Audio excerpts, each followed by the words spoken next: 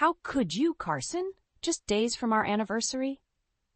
I glanced at the crumpled love letter in my hand, bile rising in my throat. The words blurred as tears stung my eyes. Carson's face paled. Margot, please let me explain. Explain what? I spat. That you've been having an affair behind my back? With whom? My mind raced, trying to make sense of the betrayal. He sighed, running a hand through his disheveled hair. It was a moment of weakness, a mistake. It didn't mean anything. Didn't mean anything? I echoed, my voice trembling with rage. Then what is this? I waved the damning letter in his face. Carson flinched, his eyes downcast. I'm sorry, Margot, truly, but we can't tell my mother. Not now. You know how fragile her health is. His mother, Faye, the woman who had embraced me as her own daughter when Carson and I married 5 years ago. A pang of guilt twisted in my gut, but it was quickly overshadowed by the bitter taste of betrayal. So, you expect me to just pretend everything is fine? I asked, incredulous. To lie to her, to everyone, while you carry on with your affair? Carson stepped closer, his hands outstretched in a placating gesture. It's over, I swear. It was a foolish mistake that won't happen again. But if we tell her now, so close to our anniversary, it could devastate her. Please, Margot, for her sake, let's keep this between us for now. I searched his eyes, desperate for any glimmer of truth, any sign that the man I loved was still in there. But all I saw was a stranger, a coward willing to sacrifice my trust for his own selfish reasons. Clenching my jaw, I nodded curtly. Fine, we'll keep up appearances for now, but mark my words, Carson, this isn't over. You've shattered my trust, and I won't forget that. Relief washed over his features, but I felt no satisfaction, only a hollow ache in my chest. As he reached out to embrace me, I recoiled, my body rigid with resentment. In that moment, a seed of determination took root within me. I would play along, bide my time, and when the opportunity presented itself, I would unleash the full force of my fury. Carson's betrayal would not go unanswered, and he would soon learn the true cost of his deceit. With a steely resolve, I turned away, already plotting my revenge. The anniversary celebration would be a mere charade, a calm before the storm I intended to unleash upon our fractured family. Margot, I don't trust her taking care of you, Carson murmured as he caressed my swollen belly. But there's no one else. I swallowed hard, my voice trembling. I'll be fine, Carson. It's just for a few days while you're away on business. His brow furrowed with concern, but he nodded reluctantly. All right, but promise me you'll call if she gives you any trouble. As if on cue, the doorbell rang, and Faye's familiar silhouette appeared through the frosted glass. I plastered on a smile, determined not to let her see my apprehension. Margot, darling! Faye enveloped me in a suffocating embrace, her saccharine tone already grating on my nerves. How are my beautiful grandchildren treating you? We're doing well, Faye, I replied, extricating myself from her grip. Thank you for offering to help while Carson is away. Her eyes narrowed ever so slightly, but the smile remained fixed in place. Of course, dear. What are mothers-in-law for? Carson cleared his throat, shooting me a pointed look before turning to his mother. I'll be back in a few days. Take good care of her, Mom. Don't you worry about a thing, Faye cooed, patting his arm reassuringly. Margot and the babies will be in excellent hands. As Carson departed, I couldn't shake the sense of dread that settled in the pit of my stomach. Faye's kindly demeanor was already beginning to fray, revealing glimpses of the true nature I had witnessed during her tirades against me. The first few hours passed without incident, but as the day wore on, Faye's criticisms grew more frequent and cutting. Margot, dear, are you sure you should be eating that? She clucked disapprovingly as I reached for a snack. You wouldn't want to put on too much weight, would you? I bit my tongue, reminding myself that confrontation would only escalate the situation. Later, as I attempted to tidy up the living room, Faye squeaked loudly. Honestly, Margot, is this how you keep house?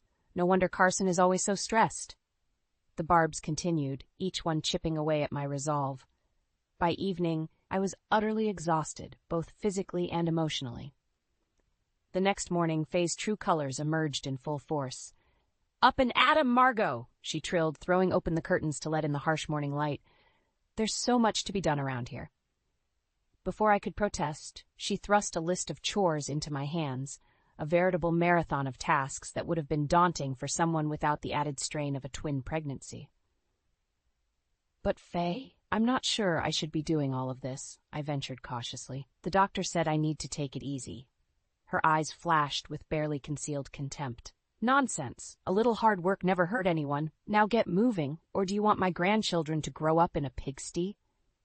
Cowed by her forceful tone, I reluctantly began tackling the list, my back and feet aching with every task. Faye hovered nearby, offering a steady stream of criticism and barbed comments that left me feeling utterly demoralized.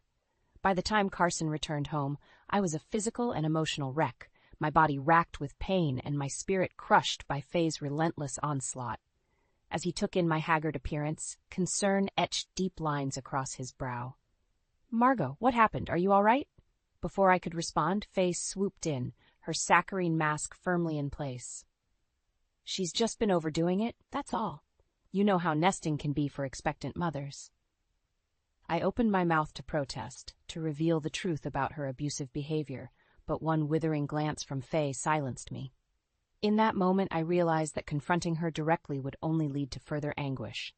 No, I would bide my time, gather my strength, and when the opportunity presented itself, I would unleash the full force of my fury upon Faye and Carson both.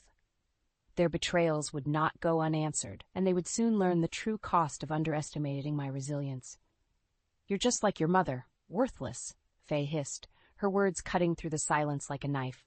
"I don't take orders from a failure." My heart sank as her cruel words echoed in the empty house. Memories of my late mother's gentle smile and unwavering love flooded my mind, a stark contrast to the venom spewing from Faye's lips. "How dare you speak about her like that?" I managed, my voice trembling with a mixture of grief and rage. Faye's lips curled into a contemptuous sneer. "What? You think you're better than me? Than this family? You're nothing but a leech, leeching off my son's success." I recoiled as if struck, her words cutting deeper than any physical blow. Was this truly how she saw me, after all these years of trying to be the perfect daughter-in-law? "I've given everything to this family," I protested, my hands instinctively cradling my swollen belly. "These are Carson's children I'm carrying." Faye's gaze dropped to my midsection, her expression twisting into one of disdain. "Don't flatter yourself. Once those brats are born, you're out of the picture, I'll make sure of it." A chill ran down my spine as the full weight of her threat sank in. She meant to take my children from me, to sever the bond between a mother and her newborns. The thought was utterly unthinkable. Yet I knew in that moment that Faye was capable of any cruelty imaginable. "You're a monster," I whispered, hot tears stinging my eyes. Faye's laughter was cold, devoid of any warmth or humor. "I'm a realist, dear, and the reality is you're not fit to be a mother, not to my grandchildren." In that instant, something shifted within me. The fear and grief that had paralyzed me moments before gave way to a burning determination. I would not allow this bitter, twisted woman to dictate the course of my life or my family's future. Squaring my shoulders, I met Faye's icy glare with a steely resolve of my own. "You're wrong, Faye. I am a mother, and I will fight with every breath in my body to protect my children from your poisonous influence." Her eyes narrowed dangerously, but I held my ground, emboldened by the knowledge that I was fighting for something far greater than myself. "We'll see about that," she spat, turning on her heel and storming from the room. As her footsteps faded, I sank onto the couch, my hands trembling as I fumbled for my phone. With shaking fingers, I typed out a message to Carson, pleading for his help, his intervention.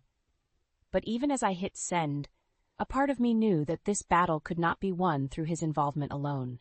Faye's hatred ran too deep, her grip on our family too tight. No, if I wanted to truly free myself and my children from her toxic grasp, I would need to take matters into my own hands. And as I felt the tiny flutters of life within me, I knew that I would stop at nothing to ensure their safety and happiness. The war had begun, and I would emerge victorious, no matter the cost. "You think you're special because you're carrying his babies? Once they're born, you're out." Faye's words cut deeper than any knife, slicing through the fragile peace I had managed to maintain. I clutched my swollen belly protectively, as if shielding my unborn children from the venom dripping from her tongue. "What are you saying, Faye?" Her lips twisted into a cruel smirk. "Exactly what you think, dear. Once those brats are out of you, I'll make sure they stay right where they belong, with their real family." A chill ran down my spine as the full weight of her threat sank in. She meant to take my children from me, to sever the sacred bond between mother and child before it could even form. "You're insane," I breathed, my voice trembling with a potent mixture of fear and rage. "They're my babies, Faye. You can't just take them away." Faye's laughter was cold, devoid of any warmth or humor. "Watch me. You're nothing but an incubator, Margot, a means to an end. Once you've served your purpose, you'll be discarded like the worthless trash you are." Bile rose in my throat as I fought the urge to lash out, to claw and scratch until this vile woman understood the depth of my fury. But I knew such actions would only give her more ammunition, more justification for her twisted schemes. Instead, I forced myself to remain calm, to meet her icy glare with a steely resolve of my own. "I won't let you do this, Faye. These are my children, and I will fight with every breath in my body to protect them from your poisonous influence." Her eyes narrowed dangerously, but I held my ground, emboldened by the knowledge that I was fighting for something far greater than myself. "We'll see about that," she spat, turning on her heel and storming from the room.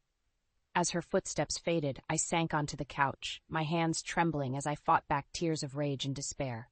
How could I have been so blind, so naive to the true depths of Faye's depravity?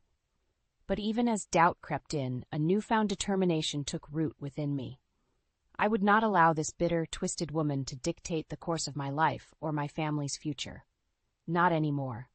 With shaking fingers, I reached for my phone, opening the camera app and beginning to document the evidence of Faye's abuse. The cutting remarks, the emotional manipulation, the thinly veiled threats. Every cruel word, every caustic glance captured and preserved for the day when I would finally strike back. As the days passed, the collection grew, a damning testament to the true nature of the woman I had once foolishly called family. And with each new entry, my resolve hardened, my desire for retribution burning brighter than ever before. I would not be cowed, not be silenced or pushed aside like some inconvenient obstacle. I was a mother, a force of nature, and I would stop at nothing to ensure the safety and happiness of my children. The war had begun, and I would emerge victorious no matter the cost. "Faye, step back. I've heard everything."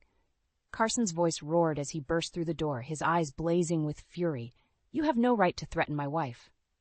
Faye's menacing glare faltered as Carson wrapped a protective arm around my shoulders, pulling me close to his chest. I clutched the damning evidence against Faye, bracing myself for the inevitable confrontation. "I should have known better than to trust a manipulative snake like you," Carson spat, his words dripping with venom as he glared at his mother. Faye's jaw clenched, her eyes narrowing into slits of rage. "How dare you speak to me that way after everything I've sacrificed for this family?" As Faye's vicious tongue unleashed on Carson, I couldn't help but feel a surge of anger towards her for the emotional torment she had inflicted on me. Her cruel taunts and empty threats had left me questioning my self-worth as a woman, as a mother. Just as I was about to unleash my bottled-up rage, the doorbell rang, breaking the tension. As I opened the door, my heart sank as I saw the sympathetic gaze of our dear friend, who had been a shoulder to lean on during my darkest moments. "Faye, you have no right to make threats against my wife," she said, her voice laced with anger. "She is carrying my grandchildren, and I will not have you terrorize her any longer." Faye's menacing glare softened as she realized the gravity of her actions and the consequences it could bring. As she begrudgingly let go of her bitterness, I couldn't help but feel a sense of relief, knowing that her toxic influence would no longer affect our family. However, as Faye's demeanor changed, so did her perception of me. She realized that I was not the weak, helpless woman she had initially thought, but rather a strong, resilient individual who could stand up to her manipulative ways. As Faye begrudgingly accepted my strength, I felt a sense of empowerment, knowing that I had the ability to confront her and break free from her emotional hold. In that moment, I realized that Faye's actions were a reflection of her own insecurities and fears, rather than a personal attack against me. Her cruel words and empty threats were a desperate attempt to maintain control and assert her dominance. As I confronted Faye's fears, I felt a sense of pity for her, rather than anger. Her actions were a cry for attention and validation, which she sought through emotional manipulation. Ultimately, Faye's threats were a test of my resilience and strength of character. By standing firm in the face of her intimidation tactics, I proved that I was not easily swayed by her empty promises or hollow threats. In the end, Faye's actions only served to strengthen my resolve and determination to be a better person, a better mother, and a better daughter-in-law. This affair ends now, Carson. My voice rang out, clear and unwavering, as I threw the crumpled love letters onto the dining table before the astonished faces of our family. You won't control me anymore.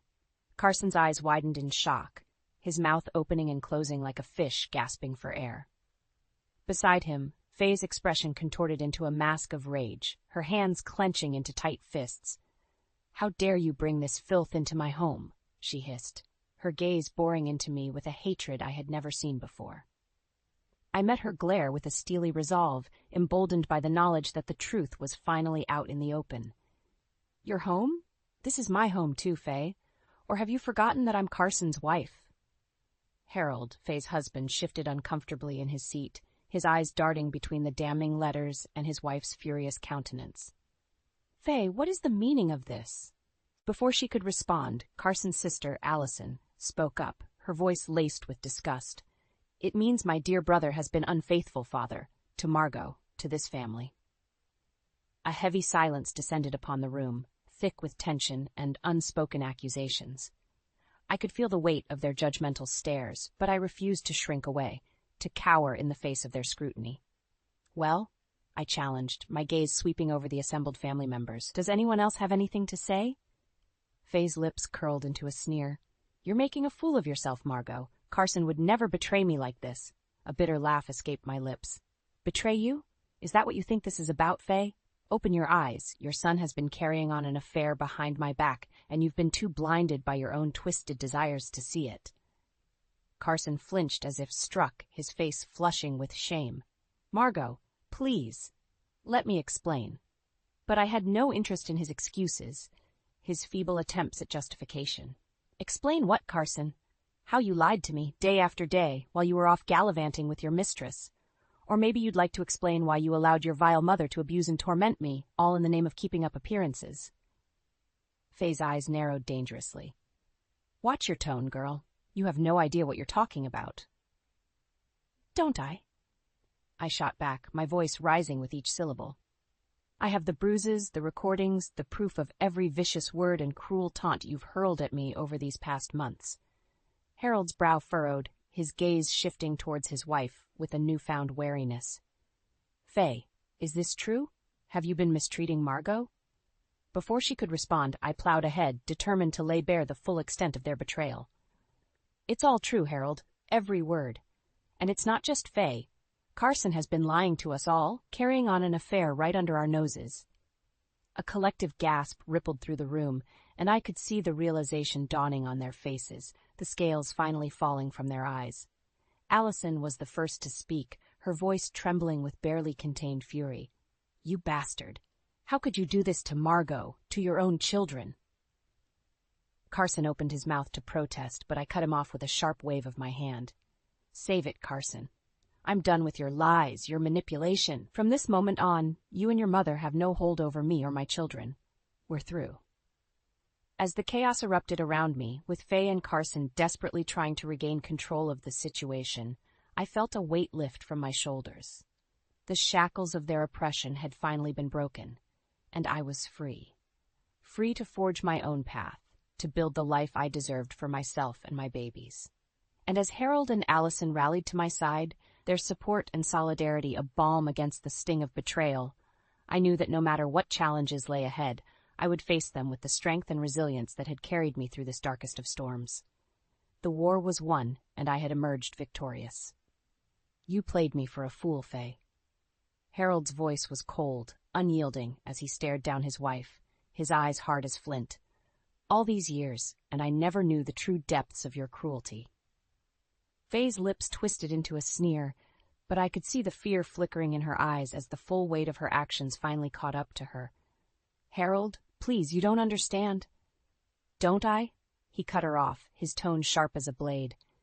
"You abused my daughter-in-law, threatened to take her children from her. And for what? Some twisted sense of control?" Carson stepped forward, his face etched with desperation. "Dad, Mom, please, we can work through this, as a family." But Harold was having none of it, his gaze swinging towards his son with a mixture of disappointment and disgust. "And you, Carson, how could you let this happen? How could you stand by while your own wife was tormented, all for the sake of keeping up appearances?"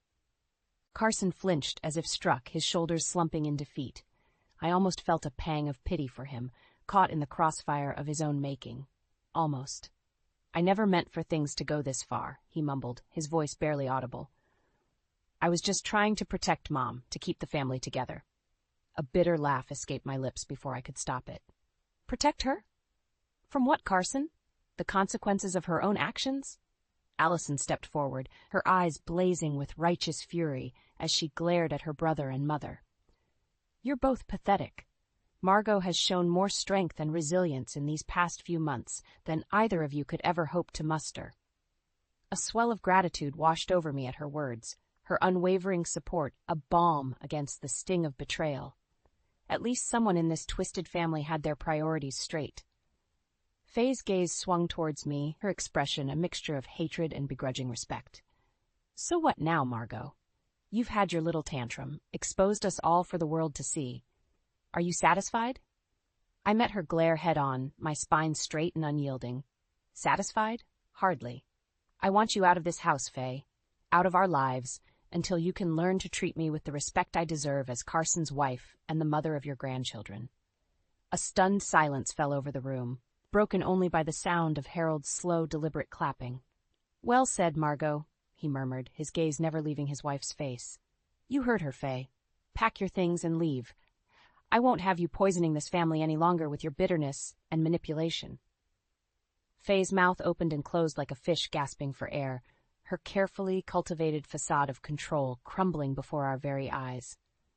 "Harold, you can't be serious." But the look in his eyes brooked no argument, no room for negotiation. For once, the iron-willed matriarch had met her match, and she had no choice but to bend to the collective will of those she had sought to dominate for so long.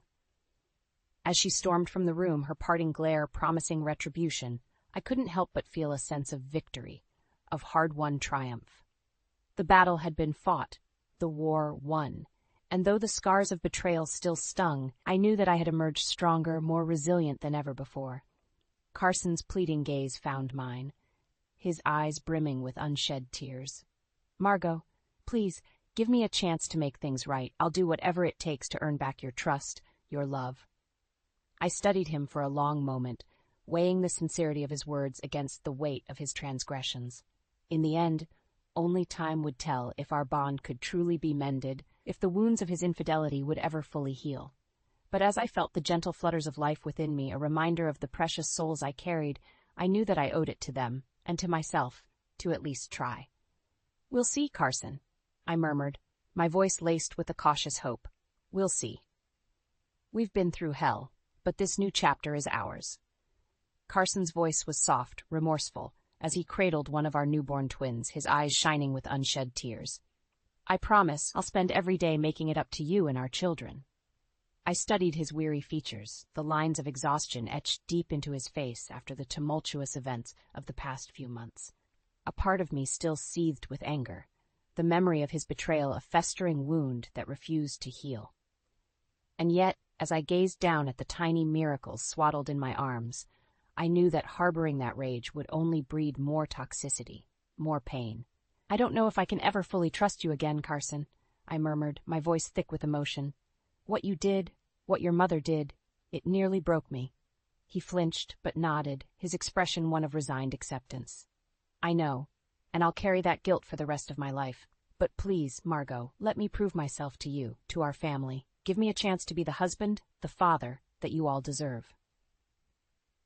A gentle hand on my shoulder made me turn, and I found myself gazing into the kind eyes of Harold, my father-in-law and unexpected ally through this entire ordeal. "He's not the only one who needs to atone," Harold said, his voice laced with regret.